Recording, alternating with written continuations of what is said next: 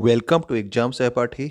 आज के इस ललन टॉप प्रश्नों की सीरीज में हम लोग करंट अफेयर्स और जीके का रिवीजन कर रहे हैं। ये हमारी चौथी सीरीज है। इसके पहले 3 जो है वीडियो आपको पहले मिल चुके हैं।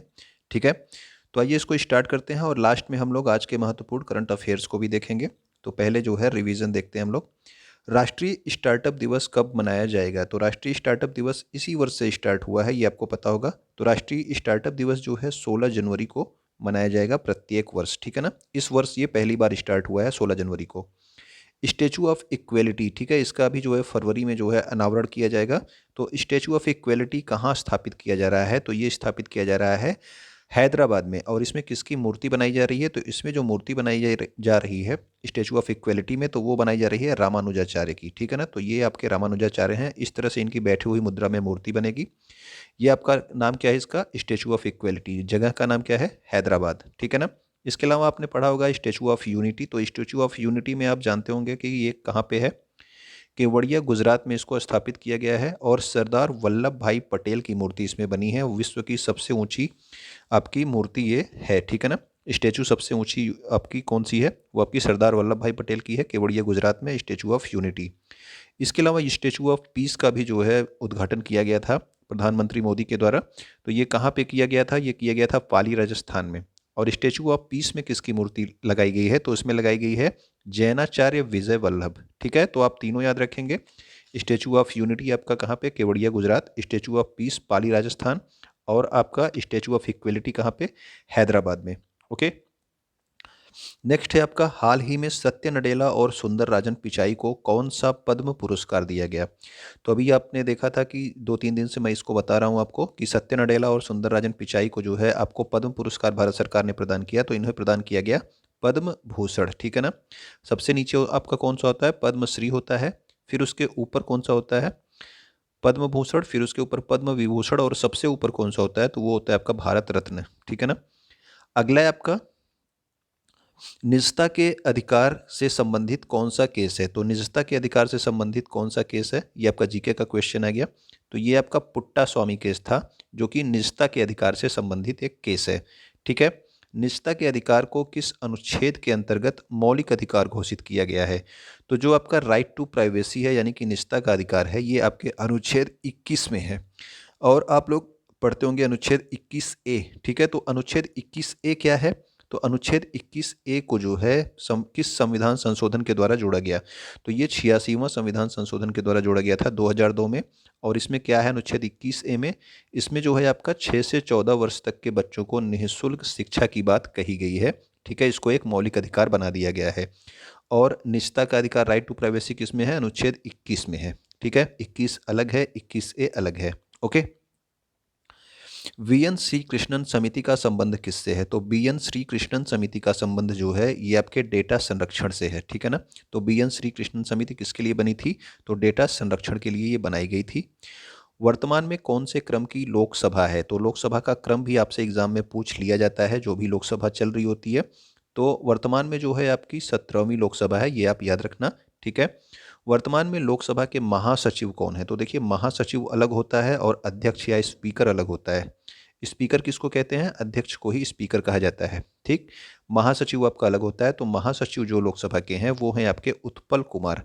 लेकिन अगर स्पीकर या फिर अध्यक्ष पूछा जाएगा तो वो आपको पता है कि ये ओम बिरला है। ठीक है, कई बार हम लोग जो है नहीं ध्यान देते हैं और महासचिव में ही क्या लगा देते हैं? ओम बिरला। ठीक है, अधिकतर हम लोग यही पढ़ते हैं। तो महासचिव कौन है? उत्पल कुमार। और आपके स्पीकर कौन है? तो वो आपकी कौन है? ओम बिरला है। ठीक है ना, वर्तमान में। ठीक, अगला है कि अगर आपसे पूछ लिया जाए कि लोकसभा के पहले अध्यक्ष यानी कि पहले स्पीकर कौन थे? तो पहली बार जो है आपके स्पीकर थे आपके गणेश वासुदेव मावलंकर। ये आपके लोकसभा के प्रथम अध्यक्ष थे। ठीक है, लोकसभा की पहली महिला अध्यक्ष अगर आपसे पूछ लिया जाए तो पहली महिला स्पीकर कौन थी? तो वो थी आपकी मीरा कुमार। ठीक है ना, ये भी आपके एग्जाम में कई बार पूछा जा चुका है।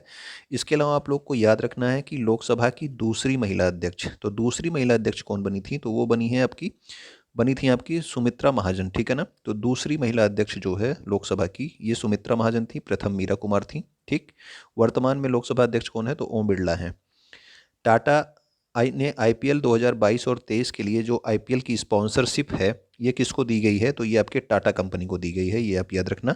ठीक, आईपीएल 2022 और 23 के लिए टाइटल स्पॉन्सरशिप कौन कर रहा है आईपीएल का, इंडियन प्रीमियर लीग का? तो वो कर रही है टाटा। 2021 में आईपीएल किसने जीता था? अगर आपको पता हो तो आप कमेंट करके बताना। और 2021 में आईपीएल का स्पॉन्सरशिप किसके पास था, ये भी आप लोग बताएंगे, ठीक है ना? ये भी आपसे पूछा जा सकता है।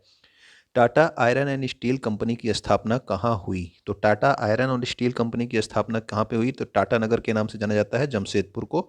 जमशेदपुर किस जगह पे है? तो ये आपके झारखंड में है।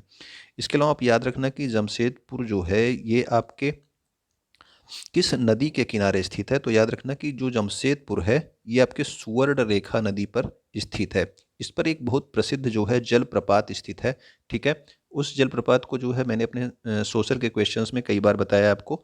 अगर आपको पता हो कि सुवर्ण रेखा नदी पर कौन सा जलप्रपात है तो आप लोग कमेंट करके बताइएगा। ओके, भारत में प्रथम वर्तमान में भारत के उड्डयन मंत्री कौन है? तो उड्डयन मंत्री वर्तमान में तो आपको पता होगा कि ये ज्योतिरादित्य सिंधिया हैं।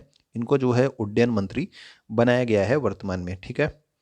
अगर आपसे पूछ लिया जाए कि राफेल, तो राफेल का नाम आपने बहुत सुना होगा, इसका निर्माण किस कंपनी के द्वारा किया गया था? तो राफेल का निर्माण किया गया है आपके डसाल्ट कंपनी। और ये डसाल्ट कंपनी कहाँ की है? तो ये डसाल्ट कंपनी आपके फ्रांस देश से संबंधित है, ठीक है? वायुसेना के वर्तमान प्रमुख, तो नए प्रमुख लिखा है, यानी कि वर्तमान प्रमुख की बात हो रही है। तो वर्तमान में जो आपके वायुसेना के प्रमुख हैं वो हैं आपके विवेक राम चौधरी, ठीक? तो विवेक राम चौधरी क्या हैं? वर्तमान में वायुसेना के प्रमुख हैं। अगर आपसे पूछ लिया जाए कि अश्लेषा क्या है? तो अश्लेषा एक रडार है, ठीक है? याद रखिएगा, क्योंकि अश्लेषा का जो है प्रदर्शन हाल ही में कहाँ पे किया गया? तो ये प्रदर्शन किया गया था वायुसेना की झांकी में। 26 जनवरी को अश्लेषा का प्रदर्शन किया गया था। तो अश्लेषा क्या है? अश्लेषा एक रडार है, ठीक है ना? अगला है आपका गैलोपैगोस द्वीप समूह किस महासागर में स्थित है? तो गैलोपैगोस जो आपका द्वीप समूह है ये किससे संबंधित है? इक्वाडोर से। और ये किस महासागर में स्थित है? तो ये है आपके प्रशांत महासागर में स्थित, ठीक है? चाबहार बंदरगाह आप लोग को याद रखना है, ये जो है बहुत पॉपुलर आपको नाम है आपका, ईरान से संबंधित है आपका चाबहार बंदरगाह। और इसका निर्माण जो है भारत ने किया है ईरान में। पश्चिमी लहर युद्ध अभ्यास का संबंध किससे है? तो पश्चिमी लहर युद्ध अभ्यास भारतीय नौसेना से संबंधित है, ठीक है ना? पश्चिमी लहर युद्ध अभ्यास किससे संबंधित है? भारतीय नौसेना से। हार्मुज जल संधि किन दो जल भागों को जोड़ती है? तो हार्मुज जल संधि ये आपके किसको किसको जोड़ती है, ये आपको बताना है। तो ये फारस की खाड़ी को ओमान की खाड़ी के साथ जोड़ती है। कौन सी जल संधि? हार्मुज जल संधि, ठीक है ना? अगला है आपका आंसुओं का द्वार किस संधि को कहा जाता है? तो आंसुओं का द्वार अगर आपसे पूछ लिया जाए तो वो है आपकी बाब अल मंदेव जल संधि, ठीक है? आंसुओं का द्वार कौन सी जल संधि है? बाब अल मंदेव जल संधि। और भूमध्य सागर की कुंजी कई बार आपसे पूछा गया है, आपको नाम पता भी होगा। भूमध्य सागर की कुंजी कहते हैं आपके जिब्राल्टर जल संधि को, ठीक? भारत का नवीनतम टाइगर रिजर्व अगर आपसे पूछ लिया जाए कि सबसे नया जो अभी हाल ही में 53वां टाइगर रिजर्व बना है, तो आपको याद रखना है कि वर्तमान में भारत में कितने टाइगर रिजर्व हैं? तो वर्तमान में 53 टाइगर रिजर्व हो गए हैं। और वर्तमान में जो आपका लेटेस्ट टाइगर रिजर्व है वो है आपका गुरु घासीदास टाइगर रिजर्व, जो कि कहाँ पे है? छत्तीसगढ़ में, ठीक है? गुरु घासीदास टाइगर रिजर्व छत्तीसगढ़ में। इसके अलावा 52वां कौन सा था? तो 52वां जो है रामगढ़ विषधारी टाइगर रिजर्व था। रामगढ़ विषधारी टाइगर रिजर्व ये आपके कहाँ पे था? बूंदी राजस्थान में। ये आपका कौन सा था? ये आपका 52वां टाइगर रिजर्व था। तो अगर आपसे पूछ लिया जाए कि प्रोजेक्ट टाइगर कब लागू किया गया, तो प्रोजेक्ट टाइगर जो है 1973 से स्टार्ट किया गया। इसके अलावा अगर आपको क्वेश्चन एक मैं पूछ लूँ कि वन्य जीव संरक्षण अधिनियम कब लागू किया गया, ठीक? वन्य जीव संरक्षण अधिनियम कब लागू किया गया, ये आप कमेंट करके बताइएगा। प्रोजेक्ट टाइगर कब लागू किया गया? ये तो लागू किया गया था 1973 में। इसके अलावा आपका प्रोजेक्ट एलिफेंट, ठीक है ना? प्रोजेक्ट एलिफेंट कब लागू किया गया, ये भी आप कमेंट करके बताएंगे। ओके, भारत में सर्वाधिक टाइगर कहाँ पाए जाते हैं? तो भारत में सर्वाधिक टाइगर जो है मध्य प्रदेश में पाए जाते हैं, ठीक? तो सर्वाधिक टाइगर यानी कि टाइगर स्टेट भी इसको बोला जाता है, किसको? मध्य प्रदेश को, ठीक? किन दो नदियों को आपस में लिंक करने से पन्ना टाइगर रिजर्व प्रभावित होगा? तो अभी आपको केंद्र सरकार ने घोषणा की थी कि दो नदियों को जो है आपस में जोड़ा जाएगा। वो कौन कौन सी नदियां थी? ये थी आपकी केन और बेतवा। इनके मध्य में पड़ता है आपका पन्ना टाइगर रिजर्व। तो इन दोनों नदियों को जोड़ने से पन्ना टाइगर रिजर्व आपका प्रभावित होगा, ठीक है? माता टीला परियोजना किस नदी पर स्थित है? तो माता टीला परियोजना आपकी स्थित है बेतवा नदी पर, ठीक? तो बेतवा नदी है यहाँ पे आपकी माता टीला परियोजना स्थित है। हैदराबाद शहर किस नदी के किनारे स्थित है? तो हैदराबाद शहर आपको पता है कि हैदराबाद शहर मूसी नदी के किनारे स्थित है। ठीक है, मूसी नदी के किनारे हैदराबाद शहर स्थित है। हिंदी का साहित्य अकादमी पुरस्कार किसे दिया गया? तो हिंदी का साहित्य अकादमी पुरस्कार आपको बताया गया है, ये दिया गया है दया प्रकाश सिन्हा को। ठीक है, दया प्रकाश सिन्हा को हिंदी का साहित्य पुरस्कार दिया गया है। और इनकी जो रचना थी उसका क्या नाम था? उसका नाम था आपका सम्राट अशोक। ठीक है, सम्राट अशोक एक नाटक इन्होंने लिखा था, उस नाटक के लिए इनको हिंदी का साहित्य अकादमी पुरस्कार दिया गया। और आपको बताना है कि हिंदी जो साहित्य अकादमी पुरस्कार है ये कितने भाषाओं में दिया जाता है, ये आपको बताया गया है कल या परसों वाले वीडियो में। ओके, तानसेन महोत्सव का आयोजन कहाँ किया गया? तो तानसेन महोत्सव का आयोजन किया गया है ग्वालियर मध्य प्रदेश में। तो और आपसे एक पूछा जाता है प्रश्न कि तानसेन जो है नाम से जो सम्मान, तानसेन सम्मान नाम का जो पुरस्कार है वो कौन सी राज्य देती है? तो वो भी आपका मध्य प्रदेश देती है। इसके अलावा कालिदास सम्मान कौन देता है? तो वो भी आपका मध्य प्रदेश देती है। ठीक है, यूनाइटेड किंगडम और फ्रांस के बीच कौन सा चैनल स्थित है? तो यूनाइटेड किंगडम और फ्रांस के बीच में आपका इंग्लिश चैनल स्थित है। ठीक है ना, इंग्लिश चैनल कहाँ पे स्थित है? यूनाइटेड किंगडम और फ्रांस के मध्य में। हाल ही में कोप 26 जलवायु परिवर्तन सम्मेलन जो आपका होता है, ये कोप 26 हुआ था ये हाल ही में। ठीक है, कॉन्फ्रेंस ऑफ पार्टीज के नाम से इसको जानते हैं, सीओपी का फुल फॉर्म है। इसका आयोजन कहाँ पे किया गया था? तो इसका आयोजन किया गया था ग्लासगो स्कॉटलैंड। ठीक है, ग्लासगो स्कॉटलैंड आपका किसका हिस्सा है? तो ये भी आपका यूनाइटेड किंगडम का हिस्सा है। ठीक है, तो अगला पॉइंट देखते हैं हम लोग। अमेजन के सीईओ वर्तमान में कौन है? तो अमेजन के सीईओ वर्तमान में कौन है? तो वो हैं आपके एंडी जेसी। ठीक है, तो एंडी जेसी ये वर्तमान में अमेजन के सीईओ हैं। ठीक है, ब्रांड इंडिया अभियान का उद्देश्य क्या है? तो ब्रांड इंडिया अभियान स्टार्ट किया गया था किसके लिए? तो ये स्टार्ट किया गया था निर्यात को बढ़ावा देने के लिए। ठीक है ना, तो निर्यात को बढ़ावा देने के लिए यानी कि एक्सपोर्ट को बढ़ावा देने के लिए ब्रांड इंडिया अभियान स्टार्ट किया गया। हाल ही में ढाका फिल्म फेस्टिवल के अंतर्गत सर्वश्रेष्ठ फिल्म का पुरस्कार किसको दिया गया? तो ढाका फिल्म फेस्टिवल में सर्वश्रेष्ठ पुरस्कार दिया गया कुझंगल फिल्म को। ठीक है ना, कुझंगल फिल्म को जो है ऑस्कर अवार्ड्स के लिए भेजा गया था। ठीक है, कुझंगल फिल्म को ऑस्कर अवार्ड्स के लिए भेजा गया था भारत की तरफ से। शेख मुजीबुर रहमान की 2020 में कौन से पुरस्कार से नवाजा गया? तो शेख मुजीबुर रहमान को नवाजा गया था गांधी शांति पुरस्कार 2020 से। ठीक है, तो शेख मुजीबुर रहमान जो है ये आपके बांग्लादेश के फादर कहे जाते हैं। ठीक है, और 2020 में इनको नवाजा गया था गांधी शांति पुरस्कार 2020 से। बंधन एक्सप्रेस और मिताली एक्सप्रेस, अगर ये दोनों ट्रेनों का नाम आपसे पूछ लिया जाए कि ये किन देशों के मध्य में चलती हैं, तो ये चलती हैं भारत और बांग्लादेश के मध्य में। कौन कौन सी एक्सप्रेस है? ये बंधन एक्सप्रेस और मिताली एक्सप्रेस है।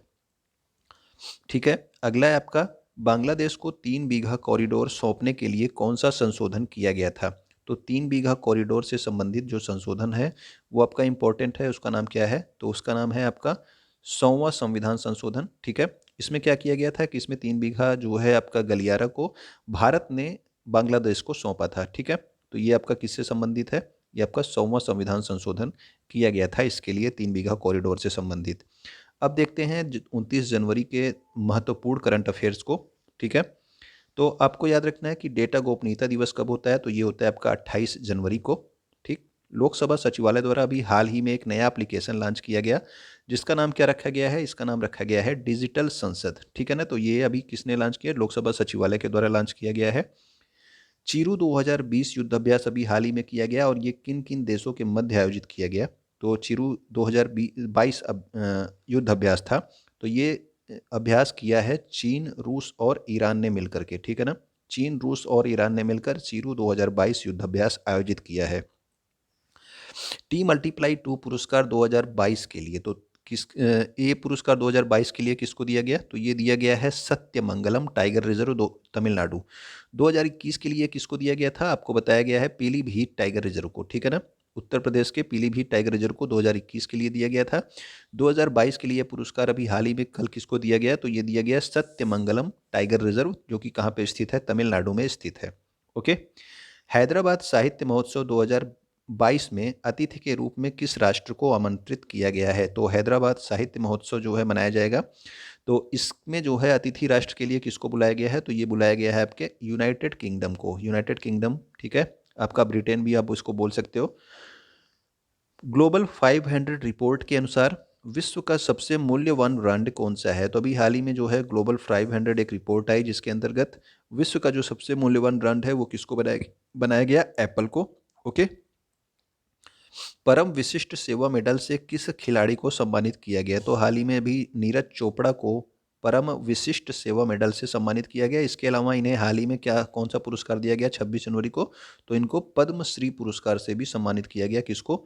नीरज चोपड़ा को। और इन्हें ये किस खेल से संबंधित है? तो ये आपके भाला फेंक से संबंधित है। ठीक है, तो ये आप लोग याद रखना। तो ये आपके आज के जो है महत्वपूर्ण करंट अफेयर्स थे और आपके जीके के रिवीजन थे। ठीक है, उम्मीद करता हूँ कि चीज़ें आपको पसंद आई होंगी। अगर आपको पसंद आई हो तो आप क्या कर सकते हैं, वीडियो को आप अपने दोस्तों के पास शेयर कर दिया कीजिए। कुछ तो आप कमेंट कर दिया कीजिए कि आपको अच्छा लगा कि नहीं लगा, और वीडियो आप लाइक ज़रूर कर दिया करें। ठीक है, वीडियो देखने के लिए आपका बहुत बहुत धन्यवाद।